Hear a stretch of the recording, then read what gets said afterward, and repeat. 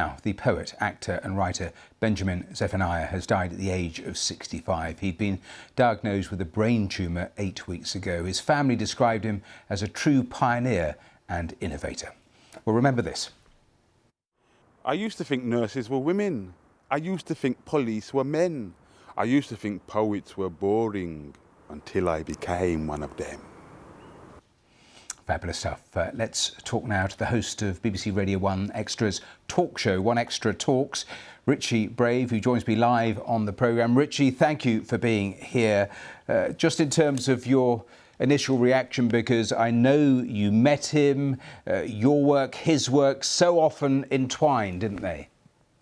Yeah, I mean, such an honour to be here and speak about one of the giants from our community. I mean, Benjamin Zephaniah was an uncle to so many of us, and I had the pleasure of meeting him when I was a small child. So this speaks to his activism work and community focus. He came and did performances for us in South London as children, and I also met him at several events as an adult, and he always had time to stop and speak to people. He was just such a ball of love.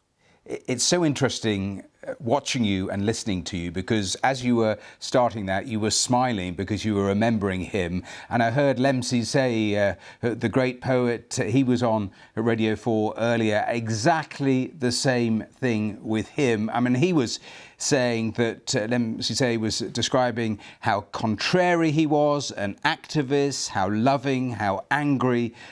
Do you think those were some of the reasons he cut through, made such an impact?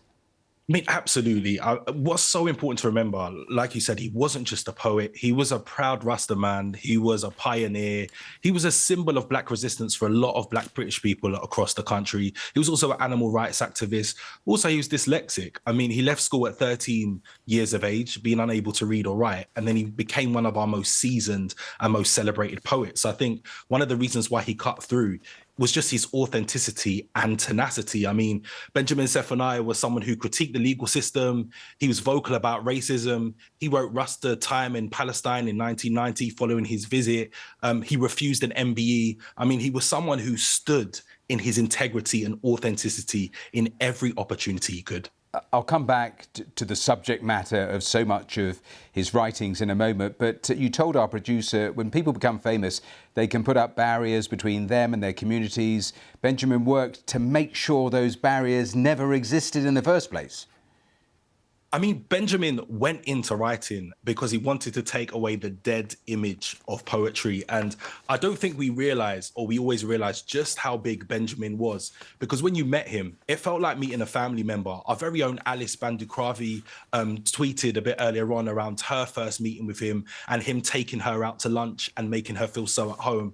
I mean, Benjamin was a people person. He was a community person. But that doesn't take away from just how amazing he was and is, and his legacy. Tell me more about his subject matter. I was just looking at some of his interviews in the past. I was amused by one he gave to Channel 4 where he said, I'm an anarchist, I'd like to have a revolution, but everyone is too busy shopping. That was absolutely classic him. But in terms of the broader subject matter, I mean, there was some pretty tough stuff. He quite often returned, didn't he, to being Black and British and what life was like, 60s, 70s, 80s.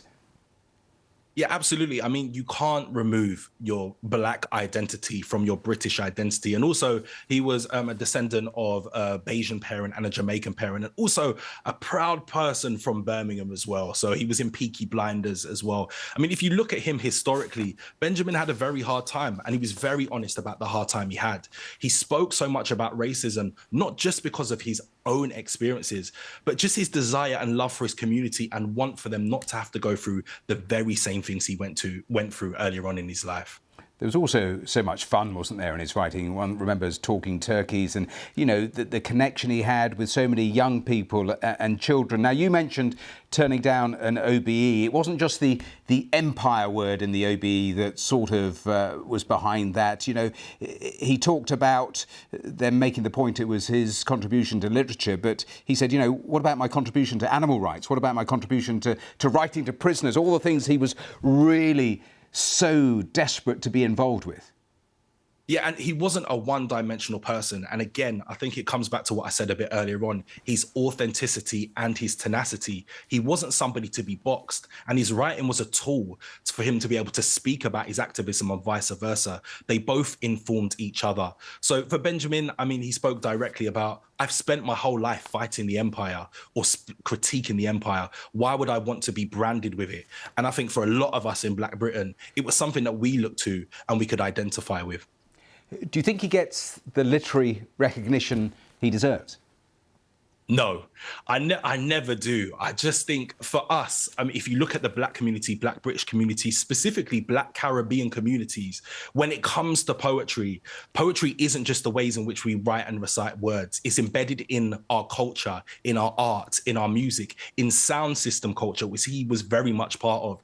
I think for somebody like him, it isn't just recognition for his poetry, but it's his recognition for legacy and impact that he's had on wider communities, and not just the Black British community, which has been immeasurable, but just the wider world community and animals. He was an animal rights activist, and I don't think many people know that about him. Richie Brave, we have to leave it there, but thanks for your wonderful tribute. You've done him proud. Thanks for joining us here on BBC News and our programme. Thank you.